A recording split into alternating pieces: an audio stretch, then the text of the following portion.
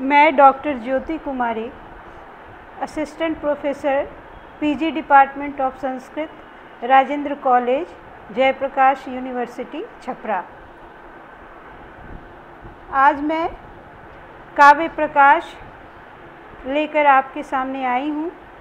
इससे पहले इसका लेक्चर 1 मैंने क्लास लिया था, जिसमें काव्य प्रयोजन आपको बताया था और साथ ही आचार्य मम्मट के विषय में भी संक्षिप्त परिचय दिया था। और काव्य प्रकाश जो 10 उल्लासों में विभक्त है, उनकी विषय वस्तुओं को प्रत्येक उल्लास के अनुसार मैंने आपको संपूर्ण जानकारी दी थी। आज मैं आप लोग के समक्ष काव्य प्रयोजन के बाद काव्य हेतु, ये जो अगली कारिका है, उसकी व्याख्या लेकर आई हूँ। आचार्य मम्मट ने काव्य हेतु को स्पष्ट करते हुए लिखा है कि शक्ति निपुणता लोकशास्त्र काव्याद्वेक्षणात् काव्यज्ञ शिक्षया अभ्यास इति हेतु तदुद्भवे। अर्थात काव्य रचना के जो कारण हैं वह शक्ति, निपुणता, अभ्यास, ये तीनों कारण हैं।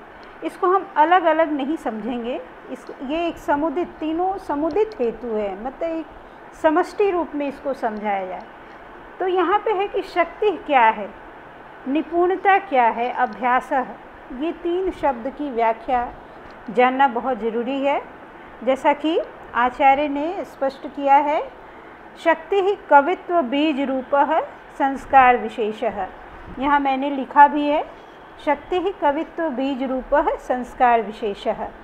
अर्थात शक्ति जो है वो किसी कवित्व का बीज रूप, आधारभूत है। और इसका संबंध किससे है? तो संस्कार से है। जैसे हमारा जो अंदर की जो शक्ति है, अंदर का जो गुण है, जो संस्कार है, जिसके विकास में बहुत सारे तत्व होते हैं। जैसे हमारे जो पूर्व जन्म का कोई शुभ कर्म हो, अथवा ईश्वर के प्रति अगाध श्रद्धा, आराधना, उपासना आदि से जो विलक्षण प्रतिभा दिखती है, वह शक्ति है। जैसे हम कह सकते हैं ना, जैसे आम बोलचाल की भाषा में बोलते हैं गॉड गिफ्टेड, तो वो जो गॉड गिफ्टेड, भगवान द्वारा जो दिया गया उपहार है, वो हमारे पूर्व जन्मों के कर्मों, शुभ कर्म और हमारी आराध्य प्रवृत्ति और श्रृंगार वासना आदि के कारण उत्पन्न होती है।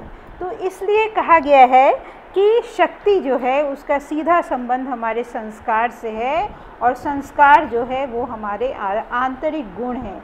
इसलिए कवित्व बीज रूपः संस्कार विशेषः, ये जो है सभी कवित्व, कवि के व्यक्तित्व का क्या है? बीज रूप है। एकदम उसको हम आधारभूत कह सकते हैं, जिसमें संस्कार और हमारे जो शुभ कर्म हैं वो सब पूर्व जन्म का कोई शुभ कर्म होता है उसके कारण, और या श्रृंगार वासना आदि के कारण उत्पन्न होते हैं। ये सभी कारण होते हैं जो हमारे अंदर की शक्ति को, अंदर के गुण को क्या उसको प्रतिभाषित करता है। तो काव्य निर्माण में इन कारण, इस कारण का होना बहुत ज़रूरी है।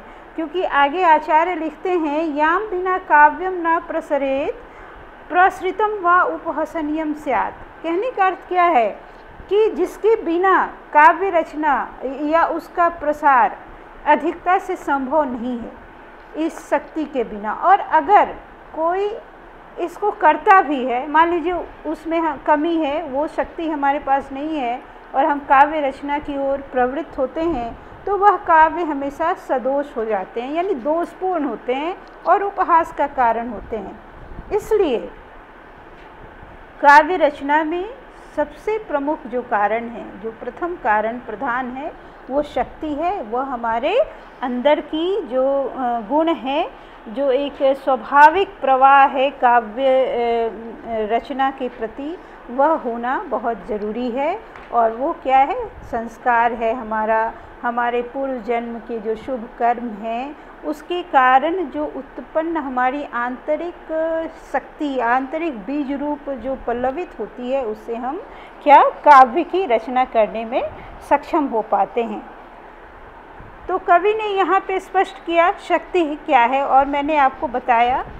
आगे जो अगला पॉइंट है वह है निपुणता। निपुणता यानी ऐसे इसका अर्थ देखा जाए, निपुणता यानी कुशलता।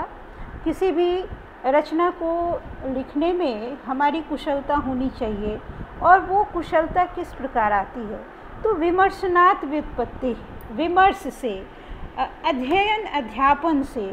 तो वो केषां ग्रंथानां विमर्शनात् व्युत्पत्ति, किन किन ग्रंथों के अध्ययन से या किस व्यवहार आचरण के परिशीलन से हमें निपुणता, हमें कुशलता आती है काव्य लेखन के प्रति। तो इसके लिए इन्होंने यहाँ आचार्य मम्मट ने स्पष्ट किया है कि लोकस्य स्थावर जंगमात्मलोक वृतस्य। कहने का अर्थ क्या है कि जगत में जो स्थावर जंगम जगत के जो व्यवहार हैं उसका अगर हम सूक्ष्म दृष्टि से अवलोकन करें तो उसमें हमारी क्या, हमारी निपुणता, उससे हम में निपुणता आती है, कुशलता विकसित होती है। अब यहाँ केवल यही प्रश्न नहीं है कि वो केवल लोक से ही हम इसको ग्रहण कर सकते हैं, अपितु शास्त्रों का भी ज्ञान होना आवश्यक है, और वो शास्त्र या काव्य का भी ज्ञान होना आवश्यक है। तो इसको आचार्य मम्मट ने बड़े ही स्पष्ट ढंग से यहाँ बताया है कि शास्त्र और काव्य, किस प्रकार के शास्त्र और किस प्रकार के काव्य के अनुशीलन से हम में काव्य लेखन के प्रति निपुणता, कुशलता उत्पन्न हो सकती है। तो यहाँ पे लिखा गया है शास्त्राणाम छंदो व्याकरण अभिधान कोश कला चतुर्वर्ग गज तुरग खड्गादि लक्षण ग्रंथानाम। यहाँ कवि ने, आचार्य ने बड़ा ही सुंदर ढंग से संस्कृत जो हमारे प्राचीन साहित्य है उसका एक संपूर्ण विभाग को बता दिया है। अगर इसको इस दृष्टि से हम अध्ययन करें तो हमें ये पता चलता है कि इन सारे क्षेत्रों में न केवल इस शास्त्रगत ये क्षेत्र हैं उसमें संस्कृत साहित्य की महत्वपूर्ण भूमिका है, अपितु काव्य में भी, इतिहास ग्रंथों में भी इस साहित्य की महत्वपूर्ण भूमिका है। तो इसको हम समझ सकते हैं कि इन साहित्यों के अध्ययन से हमें कुशलता प्राप्त होती है। अब यहाँ शास्त्राणाम छंदो व्याकरण अभिधान कोश कला चतुर्वर्ग गज तुरग खड्गादि लक्षण ग्रंथानाम। तो शास्त्र में इन्होंने जो कहा कि छंद शास्त्र, तो छंद शास्त्र में मुनिवर पिंगल आदि जो रचित है छंद शास्त्र, और व्याकरण किसे कहते हैं? व्याकरण जो व्याक्रियन्ते व्युत्पाद्यन्ते शब्दः अनेनिति व्याकरणम। कहने का अर्थ क्या है कि जहाँ व्युत्पत्ति मूलक प्रकृति और प्रत्यय विभाग पूर्वक शब्द की व्युत्पत्ति हमें मिलती है वह क्या है? व्याकरण है। तो इस आधार पे हम कह सकते हैं कि व्याकरण के सबसे बड़े जो संस्कृत साहित्य में जिनका सबसे महत्वपूर्ण नाम है तो वो पाणिनि है। इसके बाद इन्होंने लिखा है अभिधान कोश। अभिधान यानी नाम कोश जो हुआ, नाम कोश के क्षेत्र में अमर सिंह की जो रचना है नाम कोश वो बहुत ही प्रसिद्ध है। और कला का क्या अर्थ हुआ? कला जैसे हमारी जो नाट्य कला है, गीत है, वाद्य है, नृत्य है, 64 कलाएं हैं, ये सभी हमारी जो हैं वो कला के क्षेत्र में आती हैं। तो ये सभी सौंदर्य शास्त्र है, और इनका अध्ययन इन बड़े बड़े आचार्यों का, इन पंडितों का अध्ययन करने से, उनके ग्रंथों का अध्ययन करने से हमें निपुणता प्राप्त होती है। और ये कौन कौन है? तो जैसे ब्रह्म का नाम आता है जिन्होंने इस संपूर्ण सृष्टि को बनाया, भरत जो हुए जिन्होंने नाट्य शास्त्र की रचना की, कोहल आदि जो रचित काव्य ग्रंथ हैं जो शास्त्रीय ग्रंथ हैं उसका भी बार बार अध्ययन करना चाहिए। अब इसके बाद इन्होंने लिखा है चतुर्वर्ग का क्या मतलब हुआ कि जैसे धर्म अर्थ काम मोक्ष, इस अर्थ में हम इसको समझ सकते हैं, जिसमें मोक्ष शास्त्र, जिसे हम दर्शन शास्त्र भी कह सकते हैं, ये जैमिनी एवं मनु जो इन्होंने मीमांसा स्मृति आदि धर्मशास्त्र लिखी है, और साथ ही व्यास, कपिल, कणाद, अक्षपाद, सांख्य, इन पतंजलि आदि ने जो दर्शन के क्षेत्र में काम किया है, जिसे हम मोक्ष शास्त्र भी कहते हैं, इस क्षेत्र में इन्होंने जो काम किया है, उन काव्यों का, उन ग्रंथों का बार बार अध्ययन आवश्यक है। और काम धर्म में मैंने बताया आपको मीमांसा और स्मृति आदि जो धर्मशास्त्र हैं, जिसमें जैमिनी एवं मनु याज्ञवल्क्य का जो धर्मशास्त्र है वो बहुत प्रसिद्ध है, स्मृति ग्रंथ। और धर्म अर्थ में आप जैसे देख सकते हैं कौटिल्य का अर्थशास्त्र हुआ, और कामशास्त्र में वात्स्यायन जो अपने आप में एक अनूठी रचना है, कामशास्त्र वात्स्यायन की रचना है। और मोक्ष जो धर्म अर्थ काम और मोक्ष, इन शास्त्रों के जैसा कि पूर्व में मैंने आपको बताया, व्यास, कपिल, कणाद, अक्षपाद, पतंजलि आदि जो आचार्य हैं, उनकी रचनाओं का बार बार अध्ययन करने से हमें कुशलता आती है, काव्य लेखन के प्रति हमारी उत्कृष्टता बढ़ेगी, उसमें वो गहनता आएगी, जिससे एक अच्छे काव्य की रचना हम कर सकते हैं। और साथ ही गज तुरग खड्गादि लक्षण ग्रंथानाम, गज तुरग खड्गादि, जो गज तुरग जिसमें हम कह सकते हैं पशु चिकित्सा, जो पशुओं की परीक्षा एवं चिकित्सा बताने वाले एक प्रसिद्ध आचार्य हैं, शालिहोत्र का नाम आता है, तो इनके ग्रंथों का भी अध्ययन आवश्यक है। साथ ही खड्ग विद्या, बाण विद्या, आयुर्वेद, ज्योतिष, सामुद्रिक शास्त्र जो रेखा विज्ञान है आदि विषयों के पर्यालोचन से एक अद्भुत प्रतिभा निखरती है, एक अद्भुत प्रतिभा प्रतिभाषित होती है, और उस आधार में से हम में क्या एक कवि में निपुणता आती है, और वो एक सुंदर काव्य की रचना करता है। तो ये इन काव्यों की रचना का एक मुख्य कारण निपुणता है।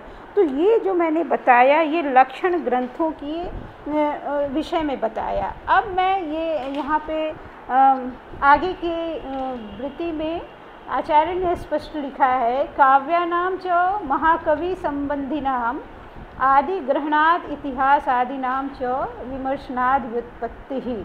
कहने का अर्थ क्या है कि काव्यानाम च महाकवि संबंधिनाम, काव्य जो है, महाकवि हमारे कौन हुए, वाल्मीकि, कालिदास आदि द्वारा जो रचित रामायण, रघुवंश आदि महाकाव्य हैं, व्यास आदि रचित महाभारत आदि इतिहास ग्रंथों के बार बार अनुशीलन से उत्पन्न व्युत्पत्ति व्यापक योग्यता काव्य निर्माण तथा उसके आस्वाद में दूसरा कारण है। तो यहाँ बड़ी स्पष्ट हो गया है कि निपुणता कैसे आएगी। तो इन लक्षण ग्रंथों के अध्ययन से, इतिहास काव्य ग्रंथों के अध्ययन से, जो हमारे प्रसिद्ध आचार्य हैं उनके ग्रंथों के बार बार अनुशीलन से हमें क्या एक प्रतिभा विशेष उत्पन्न होगी, जिसे हम निपुणता कहते हैं, और ये काव्य निर्माण का ये दूसरा कारण है। अब यहाँ मैं लिखी हूँ अभ्यासः, जो तीसरा है कारण अभ्यासः। तो अभ्यासः पुनः पुण्येन प्रवृत्ति रीति अभ्यासः। कहने का मतलब पुनः पुनः जो प्रवृत्ति है, तो वो प्रवृत्ति किस में है, वो जो व्यवहार है, वो जो बार बार हमारी आचरण उसके प्रति आकर्षित होती है, पुनः पुनः जिसके लिए हम प्रवृत्त होते हैं, वह क्या है, तो वह अभ्यास है। तो ये प्रवृत्ति कैसी है, तो काव्यम कर्तुम विचारितुम च ये जानन्ति तदुपदेशेन करणे योजने च पुनः पुण्येन प्रवृत्ति रीति।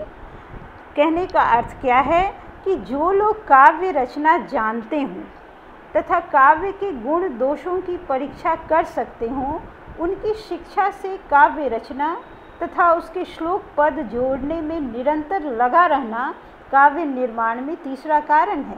कहने का मतलब ये हुआ कि जो व्यक्ति काव्य रचना जानते हैं, जो हमेशा काव्य रचना करते हैं और साथ ही उनमें गुण और दोष दोनों का निरीक्षण करते हैं, दोनों का वो चयन करते हैं, उनका परीक्षण करते हैं और उसके बाद पुनः पुनः उसमें प्रवृत्त होते हैं एक अच्छे काव्य निर्माण की ओर, तो वो जो पुनः पुनः प्रवृत्ति थी, वह जो अभ्यास है, वह भी काव्य निर्माण का एक प्रमुख कारण है, काव्य रचना का एक प्रमुख कारण है। तो मैंने जो स्पष्ट आपको किया, शक्ति, निपुणता और अभ्यास, ये तीनों बिंदुओं को मैंने स्पष्ट किया। और अब हम शुरू में ही बताए हैं कि जो काव्य हेतु जो है वो तीनों अलग अलग कारण नहीं है, सब समुदित कारण है। तीनों का रहना एक जगह जरूरी है। इसलिए यहाँ एक पंक्ति है, इस स्लाइड पे दिख रही है, काव्यस्य उद्भवे निर्माणे सम्मुलासे च हेतुः न तु हेतवः। कहने का अर्थ क्या है कि काव्य के उद्भव में, उसके निर्माण में सम्मिलित रूप से क्या ये तीनों जो कारण हैं वो हेतु है। इसलिए यहाँ पे हेतु एक वचन का प्रयोग हुआ है, हेतवः अलग अलग प्रयोग नहीं हुआ। यानी उसकी एक रूपता, एक समष्टि रूपता का पता चलता है। अब इसमें थोड़ा सा हम इसकी व्याख्या में एक समझ सकते हैं, थोड़ा दर्शन शास्त्र से हम क्षेत्र से हम इसका ज्ञान लेते हैं कि जैसे कारण और उत्पत्ति किस प्रकार से होती है। अब घड़ा है, जैसे मिट्टी का घड़ा है या कसोरा आदि जो मिट्टी के पात्र हैं, उसके निर्माण में क्या क्या लगता है, तो दंड, चाक और सूत।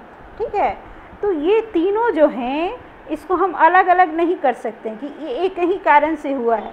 ये तीनों सम्मिलित कारण हैं और क्या है, परस्पर सापेक्ष कारण हैं। तभी ये हम मिट्टी के पात्र को देखते हैं, उसका निर्माण संभव हो पाता है।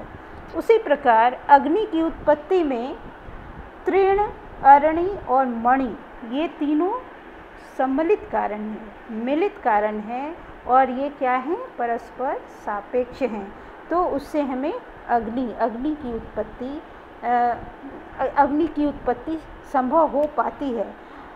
इसलिए यहाँ हेतवः इस बहुवचन का प्रयोग ना कर हेतुः इस एक वचन का प्रयोग किया गया है। यानी काव्य निर्माण में, एक अच्छे काव्य जो हमारे समक्ष प्रस्तुत होती है, उसके निर्माण में क्या शक्ति, निपुणता और अभ्यास, ये तीनों समुदित कारण हैं। इस कारण ही इसको हम अलग अलग नहीं कर सकते, सब परस्पर मिलित हैं और सापेक्ष हैं, तभी काव्य का निर्माण संभव हो पाता है। तो इस प्रकार मैंने आपको काव्य हेतु के विषय में स्पष्ट रूप से बताया और अगले क्लास में फिर मैं दूसरी कारिका लेकर, जिसमें काव्य भेद आदि हैं प्रथम उल्लास के, उन सभी कारिकाओं को लेकर आपके समक्ष प्रस्तुत होंगी। धन्यवाद।